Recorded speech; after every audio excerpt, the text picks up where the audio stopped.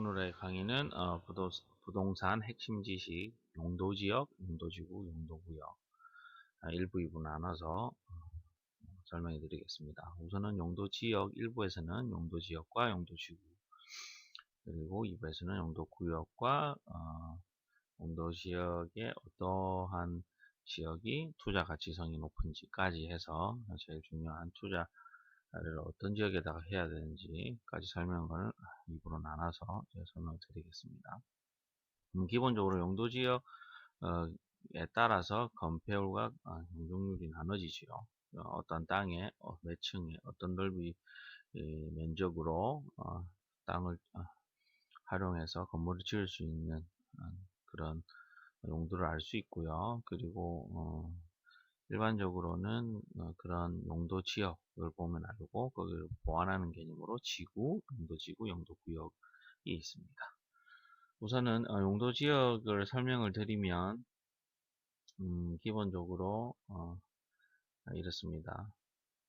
사전적 의미로는 토지 이용 및 건축물의 용도, 건폐율, 용적률, 높이를 제한함으로써 토지를 경제적, 효율적으로 이용하고 공공 복리의 증진을 도모하기 위하여 서로 중복되지 않게 도시관리계획으로 결정하는 지역을 말한다라고 보통 표현을 많이 합니다. 그래서 건축법에 보시면 제42조 48조, 47조 항의 건폐율, 48조 항의 용적률에 대한 우리나라 건축법에서 제한을 다 두었죠. 그리고 국토의 계획 및 이용에 관한 법률 제6조를 보시면 국토를 토지의 이용 실태 및 특성, 장래의 토지 이용 방향 등을 고려해서 도시지역, 관리지역, 농림지역, 자연환경보전지역, 네 종류의 용도지역으로 우선 구분을 합니다.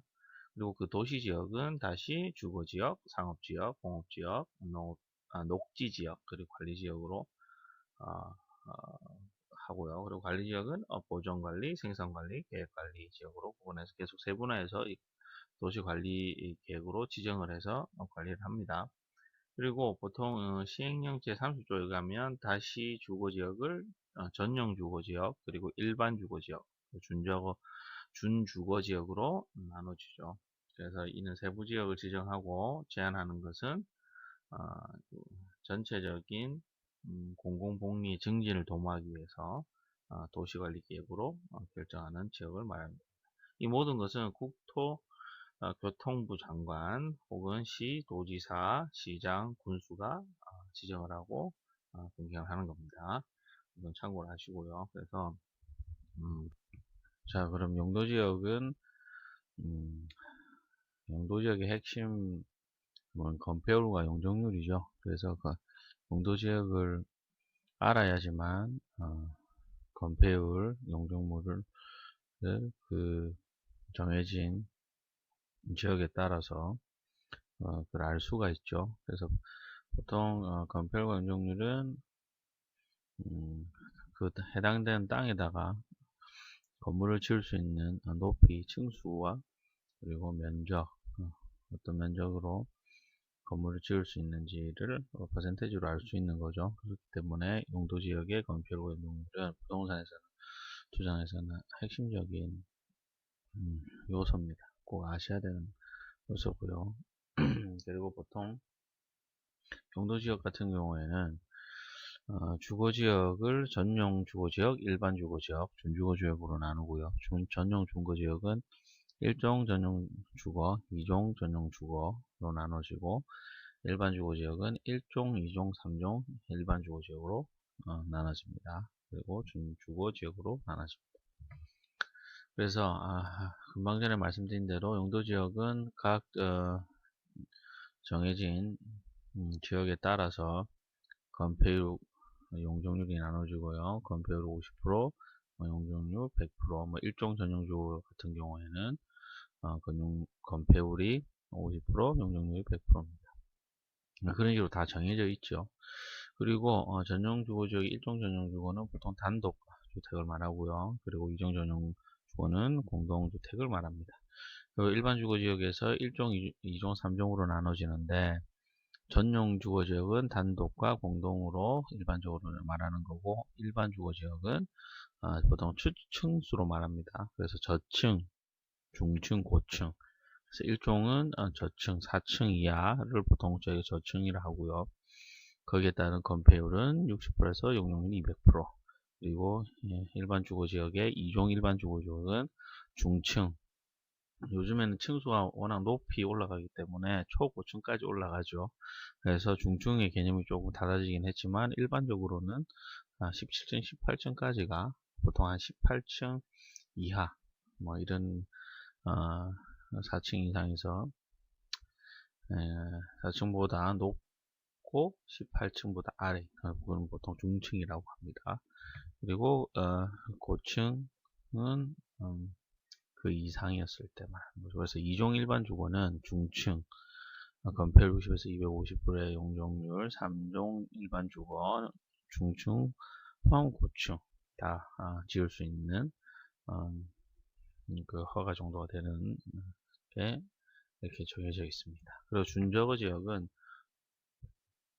주거 플러스 부도심이라고 하는데요. 주거는 보통 우리가 도심을 많이 얘기하는데 부도심이라는 말을 많이 기사에서도 많이 보고요. 부동산에서는 많이 쓰는 말입니다. 그래서 부도심 하면 또 위성도시도 같이 신문을 많이 보신 분들은 생각이 날 텐데 우선은 부도심이란 말은 제일 쉽게 설명해 드리면 예전에 서울 경우에 전에는 변두리로 취급받던 강남 지역 같은 데가 재개발이 돼 가지고 새로운 비즈니스나 인구의 집중 현상이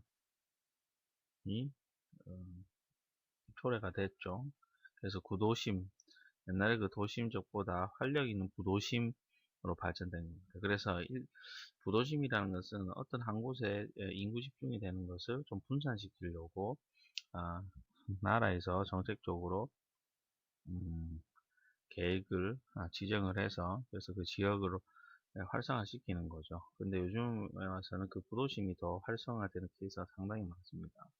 그리고 위성도시도 같은 맥락인데요. 실질적으로 부도심과 비슷하지만 그 개발된 지역은 행정적으로 같은 도시가 아닌 곳이 위성도시라죠. 그래서 보통 지방자치법에서 운영이 됩니다. 그래서 다시 말씀을 드리면 부도심 같은 경우에는 인구 집중을 분산시키기 위해서 나라가 전체적으로 어떤 지역을 지정해서 하는데 그게 행정적으로 행정 관할의 도시 아래 있으면 부도심. 근데 위성 도시는 대단위의 규모를 가진 도시 행정구역 밖에 인접해 있는 곳에 독립된 자치기구로 조성된 도시를 말하는 겁니다. 그 목적은 집중적으로 인구가 늘어나는 것을 분할시키기 위해서 만드는 그래서 그걸 부도심이라고 합니다. 참고적으로 아시면 좋을 것 같고요. 그리고 상업지역 같은 경우에는 중심상업지역, 일반상업지역, 유통상업지역, 근린상업지역으로 나누고요. 도심, 부도시, 일반적인 중심상업지역은 도심, 부도심 개념으로 보시면 되고 일반상업지역은 일반적으로 상업을 많이 활성화하기 위해서 만든 지역이고요. 그리고 유통상업지역은 유통기능을 증진시키기 위해서 지정하는 곳, 근린상업지역은 근린지역. 자, 그리고 보시면 전용 공업지역은 일반 공업지역 이렇게 있습니다. 그리고 중공업지역, 그래서 공업지역은 크게 세 개로 나누고요. 전용 공업지역은 중화공이나 공해성 공업을 말하는 겁니다. 그 개념으로 보시면 되고 일반 공업지역 같은 경우에는 보시면 환경저해 않는 공업을 지정을 많이 하는 거죠. 그리고 중공업지역 같은 경우로 보시면 중공업은 경공업, 주거, 상업, 업무기능 보완 뭐 이런 개념으로 보시면 됩니다. 그래서 전체적으로 각 지역의 상업지역이든 공업지역이든 건폐율과 용적률 일반적으로 주거지역보다는 많이 특히 용적률이 많이 높죠. 중심상업지역 같은 1500% 그리고 1300% 쭉 있습니다. 그래서 그런 거 대비해서 부동산 관련돼서 투자하실 때 많이 비교를 하시면 되고요. 그리고 그거 보시면 또 근린 지역이 좀 애매모호하다는 생각하시는 분들이 많은데, 근린 지역 같은 경우는 용어로 개념을 보시면, 보통 사전 이런 데 찾아보시면 뭐 물리적 의미와 사회적 의미 두 개로 나오는데, 물리적 의미는 뭐 간선도로, 철도, 뭐 운하, 하천, 그런 개념으로 어, 구분된 읍이나 도시 일부 뭐 이런 개념이라고 말을 하고요. 종종 교회나 도서관, 쇼핑센터가 근린의 중심지라고 하죠. 그래서 사회적으로 주민사회의 주민의 사회적 유사성이 좀 드러나고, 그리고 어떤 어, 복지에 관련돼서 얘기할 수 있는 뭐 그런 것들을 다 근린이라고 합니다. 그래서 전체적으로 또 뭐 물리적으로 설명을 많이 하는 물리적 의미로 보통 설명 많이 하죠. 그래서 그런 의미도 있고, 사회적으로 의미로 설명할 때는 뭐 도시 근린에 거주하는 사람들은 자신의 근린을 지역 수준의 사회생활의 편의를 제공하는 곳, 이 정도로 생각을 많이 하죠. 이게 다 사전적 의미이긴 하지만, 그래서 전체적으로 봤을 때 근린은 그 사람이 어떤 주민이 있다면, 그 지역에 주민이 있다면 그 사회적 그 복지와 이런 것들을 구분을 해서 생활 편의를 좀 보완해주는 뭐 요 정도 개념으로 보시면 됩니다. 다른 또 강의 보시면 더 자세하게 제가 근린시설, 근린주택 이런 거 설명할 때 제가 다시 또 설명 한번 드리겠습니다. 참고하시면 되고, 다음 넘어가시면 도시지역의 녹지지역 보시면, 녹지지역은 보전녹지, 생산녹지, 자연녹지가 있습니다. 건폐율이 좀 낮죠. 녹지지역이기 때문에. 그래서 20%, 뭐 용적률 보시면 80에서 100%고요. 보전녹지는 개발녹지 공간을 보전으로 보시면 되고, 생산녹지는 생산을 위해 개발을 유보하는 곳이라고 보시면 되고요. 자연녹지는 제한적 개발 가능하고요. 도시 녹지 공간 확보하고 장내 도시 농지 공급 불가피한 경우에는 제한적으로 개발 허용, 뭐 이렇게 이 정도로 보시면 되는데, 제한적으로 개발을 시키긴 하지만 제한적으로 개발 허용을 해주는 곳이라고 보시면 됩니다. 자연녹지 같은 경우에는. 그래서 또 뒤에서 설명을 드리겠지만, 용도지역에 따라서 투자가 적합한 지역은 어떤 지역인지 뒤에 다 설명드립니다. 보시면 되고요. 보통 관리지역이 많이 생각을 많이 하시는데요. 자, 관리지역에는 보존관리, 생산관리, 계획관리로 나누는데, 보존관리는 자연에 준하여 관리하는 거, 그리고 생산관리는 농림에 준하여 관리하는 거, 계획관리는 도시에 준하여 관리하는 거로 보고요. 보통 건폐율이 20%에서 40%, 용적률이 80에서 100% 정도 됩니다. 그리고 농림지역에 농림법의 진흥과 산림보존이라는 목적을 두고 자연환경 보존지역이라는 게 있습니다.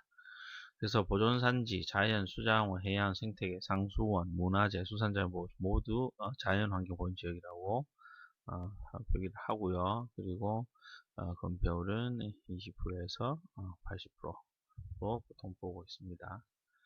네, 전체적으로 방향을 보시면 그렇고요. 용도지역은 다음은 용도지구를 한번 보겠습니다.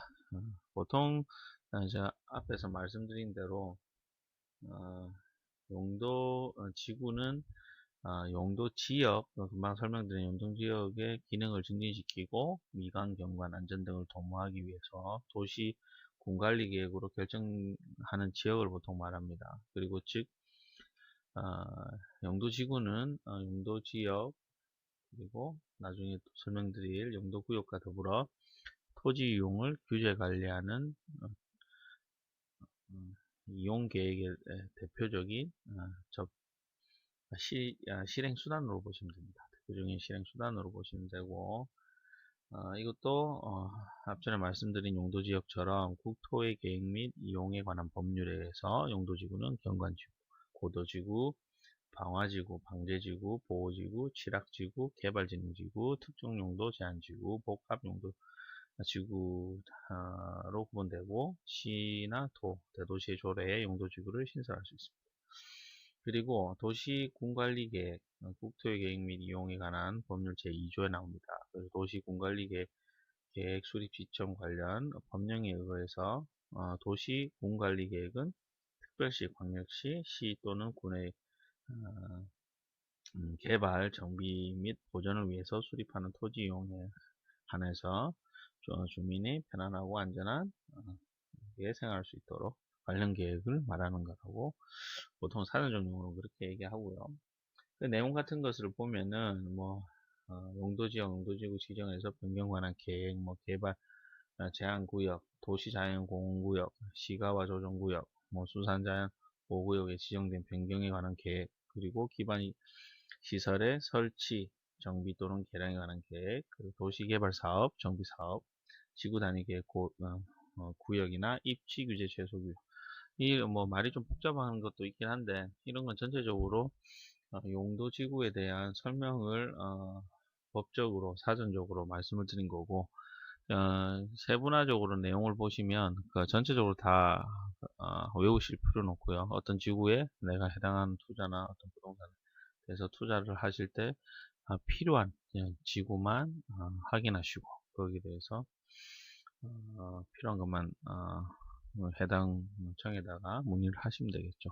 그래서 용도지구는 보통 경관지구, 미관지구, 고도지구, 강화지구, 강제지구, 보존지구 쭉 있습니다. 그래서 경관지구는 자연경관지구, 수변경관지구, 시가지경관지구가 있고 자연경관지구는 자연경관의 보호와 도시의 자연풍지를 유지하기 위해서 하는 거죠. 그래서 자연경관을 보호하기 위해서 만든 수변경관지구는 말 그대로 수변 자연경관을 보호하고 유지하기 위해서 만드는 거고요. 시가지경관지구는 주거지역의 양호한 환경조성과 그리고 시가지의 경관 보호를 앞에 나오는 단어 자연, 수변, 시가지를 보호하는 거에 따라서 경관지구 해당 경관지구가 나오고요. 그럼 미관 경관지구는 토지 이용도가 높은 지역의 미관을 유지 관리하는 것을 중심 미관 지구라고 합니다. 토지 이용도가 높은 지역을 관리하는 것을 중심 미관 지역. 토지 이용도가 높은 지역의 미관을 유지하는 거죠. 그리고 역사문화 미관은 문화재 보존을 가치를 미관을 유지하기 위해서 지정한 지역이고요. 그리고 일반 미관지구는 중심 미관 역사문화 이외의 곳 그런 것들을 일반 미관지역이랍니다. 그래서 미관지역은 중심 역사문화 일반 미관지역으로 나옵니다. 고도지구는 최고 고도지구는 도시환경 경관보호 과밀 방지를 위해 최고 한도를 제한하는 곳이고요. 그래서 최고 고도지구라고 합니다. 최저 고도지구는 토지 이용 고도와 도시 경관을 위해서 최저 한도를 정합니다. 그래서 최고 고도와 최저 고도를 지정하는 겁니다. 각 해당 사항에 따라서. 그래서 그것을 고도지구로 지정해 놓고 관리를 합니다. 그리고 방화지구는 화재죠. 방화니까 화재 위험 예방을 위해서 건물 구조를 규제를 합니다.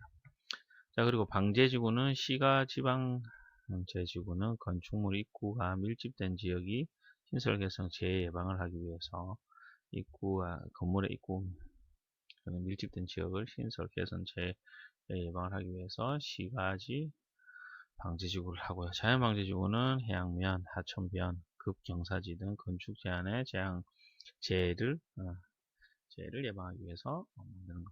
그래서 보존지구는 문화자원보존지구, 문화재죠. 문화적으로 보존 가치 있는 것들을 보호하기 위해서 문화자원 보존지구로 지정을 하고요. 중요시설 보존지구는 국방상, 안보상, 그래서 보통 이제 군이나 이런 중요한 시설물의 보존을 하기 위해서 만드는 거고요.